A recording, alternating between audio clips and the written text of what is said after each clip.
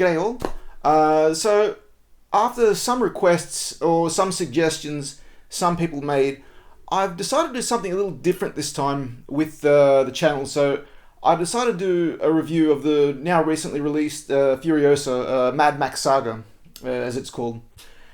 And so I've gotten back from seeing it not too long ago, and I just decided, you know what? Yeah, might as well do a review on it.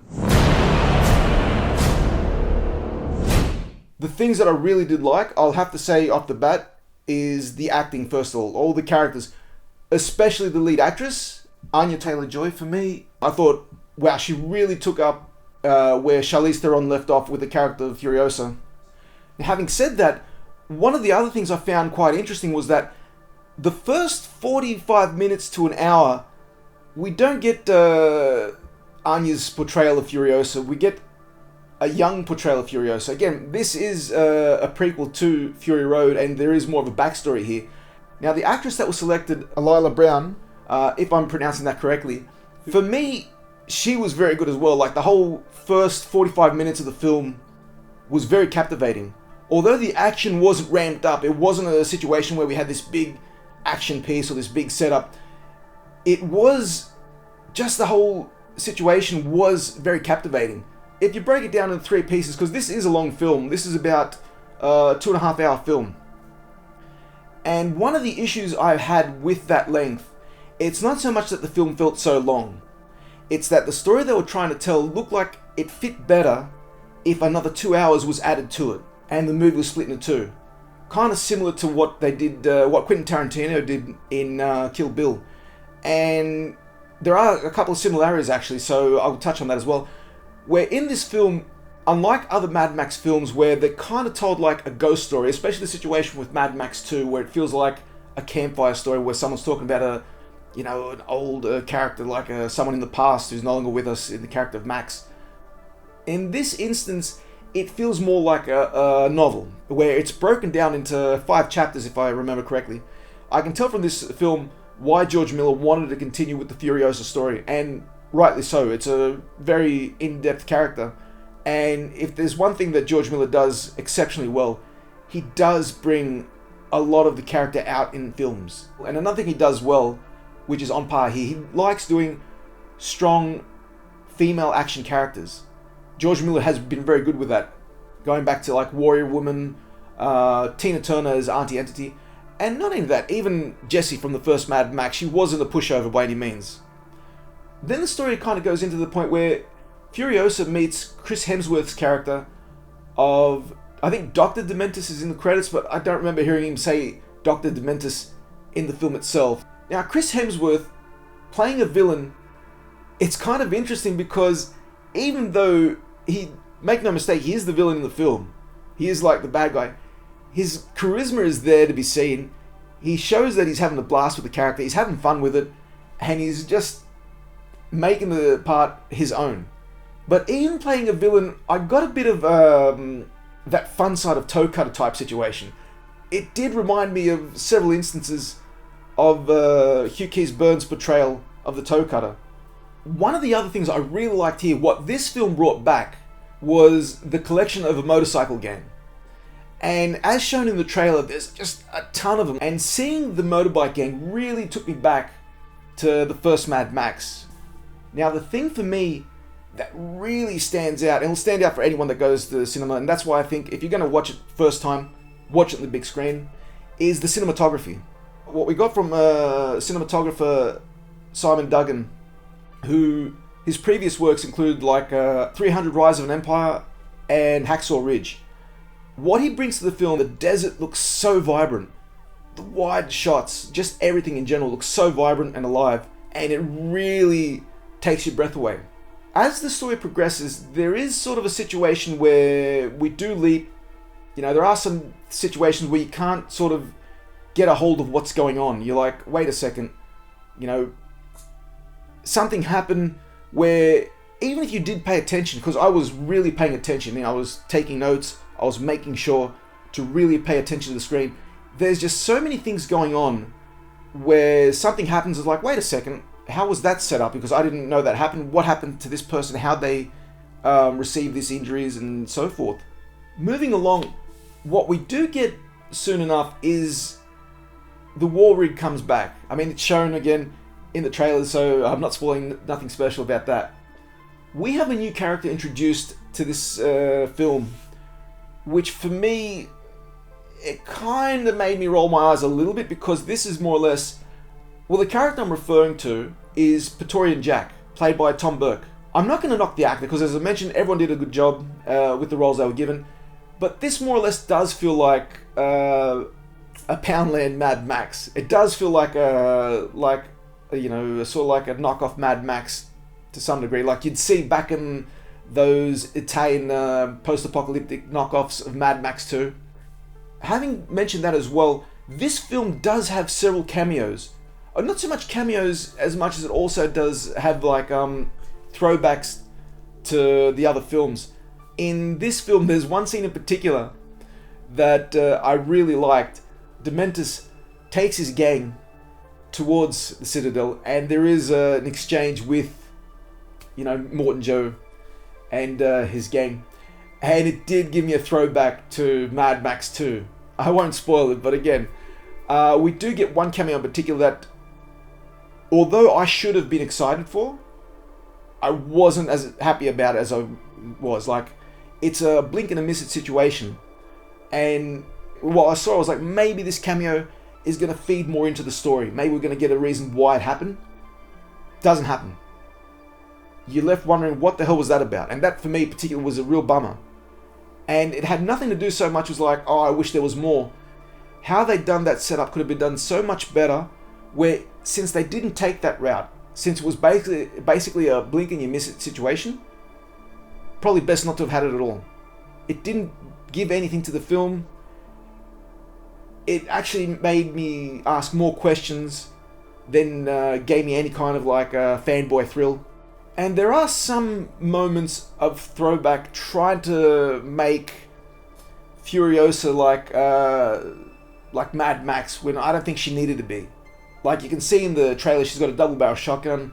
We see a scene where how she gets it, and it kind of feels like, yeah, this is obviously a reference to the other Mad Maxes, and Mad Max's, famous sawn-off shotgun he's had in all films. There are several characters that return from Fury Road, which is pretty good. Like, there's good to know that there are actors that return.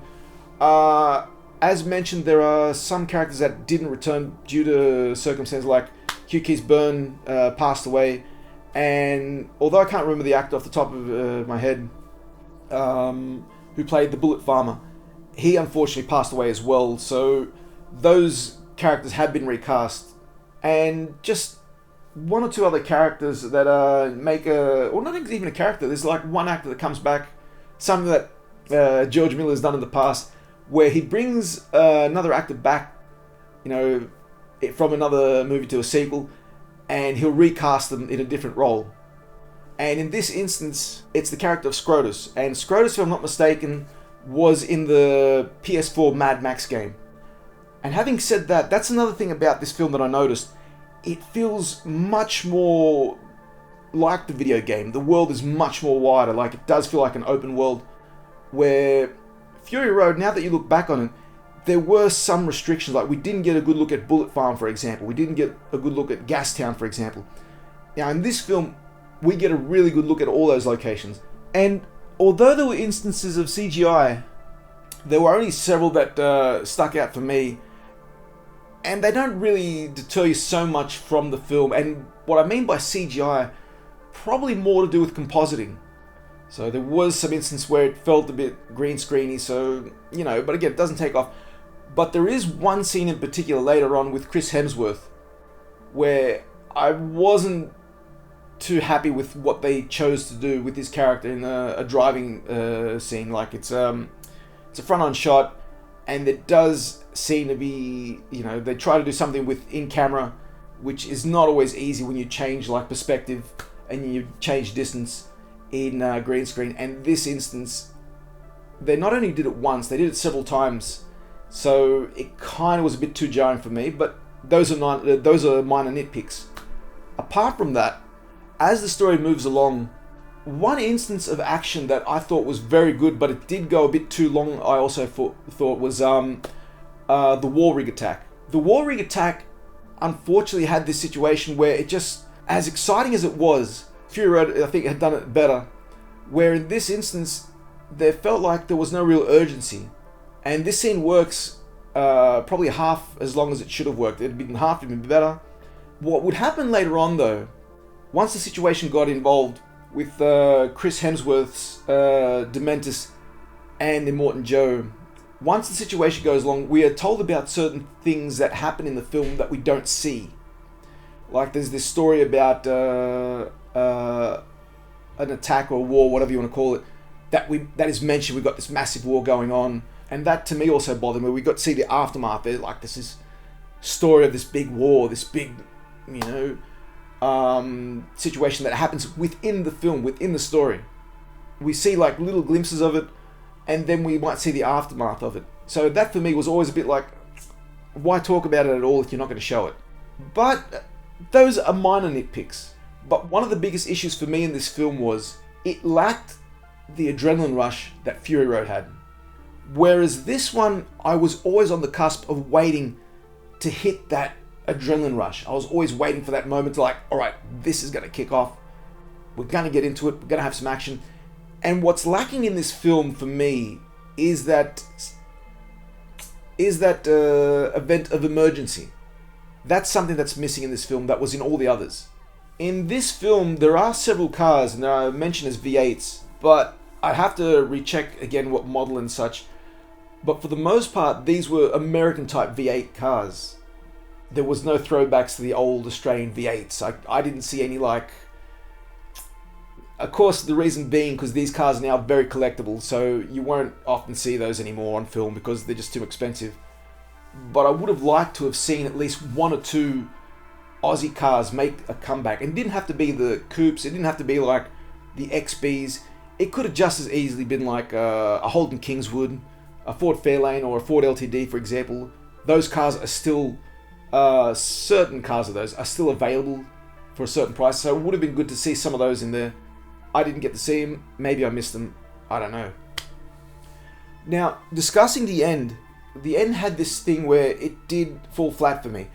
And if there's one instance that I really like in this film when it comes to Chris Hemsworth's character, is, as mentioned all the way through the film, he's just charming, he's just all there, he's a villain, but you kind of like to hate him as well.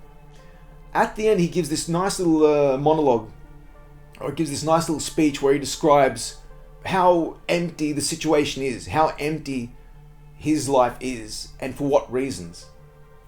And I love when they do that to villains, where they give them a more three-dimensional feel, where they give them a more in-depth look into their life, where you can get an idea where one stage these were probably normal everyday people that because of the world had fallen apart, they changed themselves and became something they probably never dreamed they would be.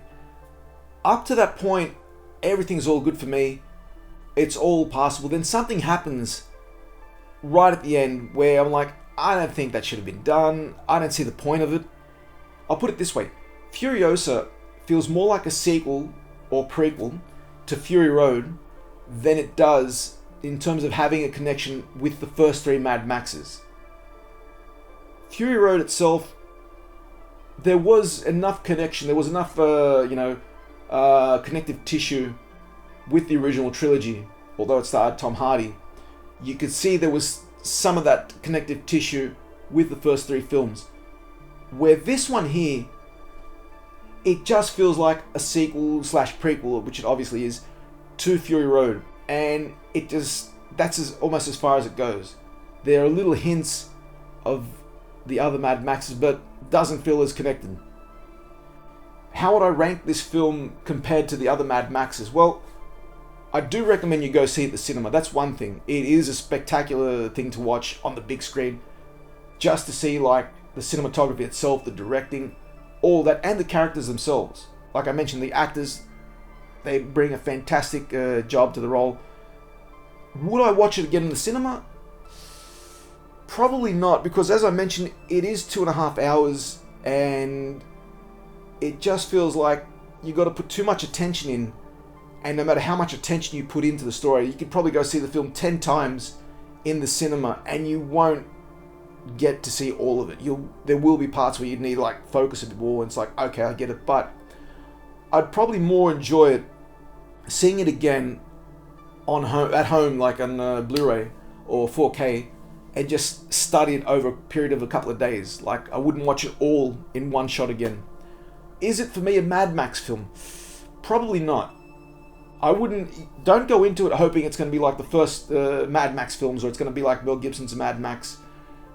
Is this a prequel to Fury Road? Most definitely. If you're a big fan of the Mad Max trilogy, you might not enjoy it as much, but that's not to say every film should be a Mad Max film. This is a standalone film, and mentioning Anya Taylor-Joy does a spectacular job in the role. And the good thing is, because we get to see Furiosa's progression, and we've already met the character before in Fury Road, because we get to see her progression from a young girl into her teens, and I think her early 20s, I think the character like slowly progresses in that age frame, we do get more involved with it. We do get to be like, alright, I can see where this character came from, I can see the development, I'm all in. So, I hope you enjoyed the review. I hope I didn't give away too much. And yeah, thanks for supporting the channel. Don't forget to like, share, and subscribe. And yeah, I'll see you all in the next video. Hope you enjoyed. Take care.